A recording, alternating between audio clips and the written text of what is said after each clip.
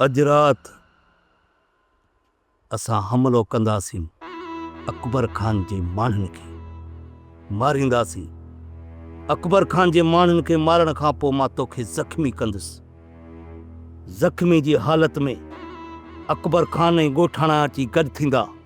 अकबर खान पंहिंजी अखियुनि सां ॾिसंदो त मुंहिंजा हमरा मोलनि ऐं कासिम ज़ख़्मी आहे। हुनजो सोरहाना शक चाकर खान जे मथां वेंदो। अदा तुंहिंजे जिस्म ते को बि निशान न हूंदो, को बि धक न हूंदो, तूं छा थो सम्झी त इहो अकबर खान तुंहिंजे मथां यकीन कंदो? अरे दरवेश, असां अकबर खान खे चवंदासीं तुंहिंजा हमरा दिलेर आहे, असांखे बचाईंदे बचाईंदे पाण मरी विया। अदा मां तोखे रोकियां कोन थो, तूं जेको बि क़दम खणी न सोचे सम्झे खणजांइ। जेकॾहिं इहो इल्ज़ाम असांजे मथां अचे थो न दा, त पोइ असांजो बचाइण हिन चकर महाल थी वेंदी।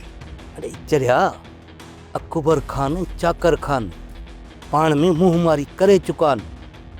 अञा त अकबर खान खे चूतड़ी मां जींदुसि, पोइ वेठो ॾिसजांइ। ऐं शैतानी सोच सां मां हिननि ॿिनि धरनि खे विढ़ाए दुफ कंदुसि। तूं छा थो सम्झी त मां अकबर खान खे बि बख़्शींदुसि? भली मुअल हुजे, असांजो कहिड़ो कमु। ठीकु आहे दा, तव्हां भली इहो कमु कयो। इन कम खां पोइ चाकर खान ऐं अकबर खान जा हिक ॿिए जे साम्हूं हथियार सिधा थी वेंदा। पोइ असां ॿई भाइर इन मौक़े जो फ़ाइदो वठी चाकर खान खे लेटाए छॾींदासीं। चाकर खान मरी वियो न त पोइ किसो ई ख़तमु।